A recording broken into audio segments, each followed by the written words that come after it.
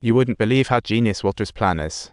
As long as the woman spills the beans, having spent these days with Little Pink, he gets a solid ad, but they overlooked one tiny detail: the uncle from the library.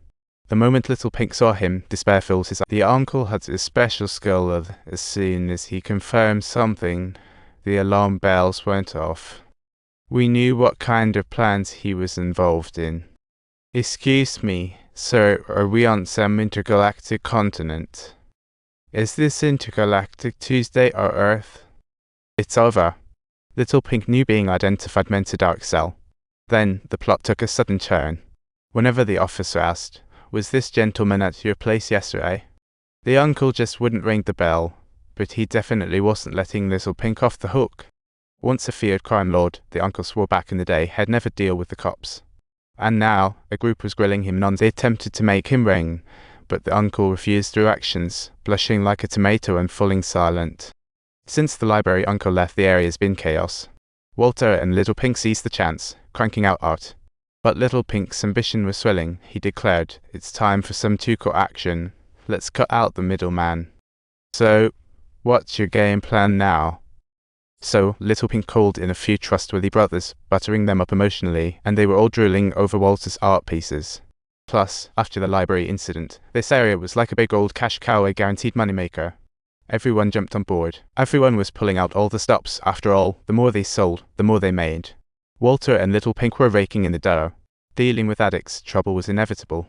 That day, Beastie was trapped by two druggers in the hallway. Little Pink focused on the business, didn't equip his guys with weapons, and Beastie got all his supplies stolen in a snap. Hearing the laughter, it was clear these shady guys were twisted. When this happened, Walter found Little Pink, saying, "We must expand. Those two druggers must go." But Little Pink misunderstood, immediately blaming Walter for Beastie's loss, thinking there's no need to ruin their friendship over cash. "If news spreads in the underworld that you got robbed and yet nothing happened, by that time, you won't even have a chance to eat, my friend." "What are you asking me? What do you expect me to do?" "I want you to resolve this. The camera shall tell you." Just how dangerous it is to chase drugs, Hank and his colleagues were waiting for the undercover to bring in the drugs, but instead, they spotted the undercover's head rolling toward them. Hank was floored and immediately drove to the target area. What he saw there was spine-chilling. The undercover's head was bound to a turtle. Drug dealer's methods were simply insane. Hank felt queasy as he rushed to collect evidence. He unwittingly saved his own life. His colleagues laughed at him for being inexperienced, but the very next second, chaos broke out, and Hank's mocking partner lost a leg. Witnessing the disaster unfold, Hank despised the drug dealers, but what he didn't know was that his own brother-in-law was the biggest of them. Since Tuco's death, Walter made Pinkman assert dominance, becoming untouchable and laying a solid foundation for future market control. His first target was the couple who dared to touch their cake, but the journey was a bit rocky. Little Pink caught them all, his fame soared that day. Yet, he was left with psychological scars and considered retiring. Upon learning this, Walter consoled him. "You're like a pufferfish, others are mere small fish. No one dares offend you with your reputation." After Walter's mind-boggling pep talk, Little Pink regained his confidence. He swiftly gathered his brothers, telling them to recruit crews, building a huge business network to evolve from hustling to an empire. Everyone was pumped, and then he briefed Walter on the meeting, but little did they know, Walter already had his next move lined up. The plan was to dominate the market, take over the whole city, and cash in like never before. Little Pink was stunned by his ambition. He felt both familiarity and strangeness from Walter. After a long day, Little Pink returned home and bumped into his landlady, Jenny. Seeing that it was still early, he figured he'd have a little chat with the landlady.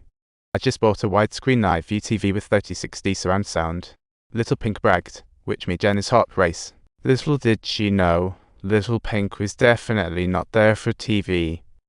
Just like that, Jenny was hooked by Little Pink, but meanwhile, his guy, Curly, was caught by the police. The moment they learned Curly was nabbed, panic set in. They needed a plan to bail him out.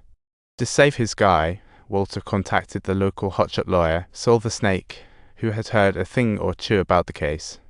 Word on the street was that the cops teamed up with the Drug Enforcement Agency, and to bail Curly out, There was only one way. He had to snitch on the big bad wolf. When Walter heard Heisenberg, he froze, because that's his street name and this plan was doomed from the start.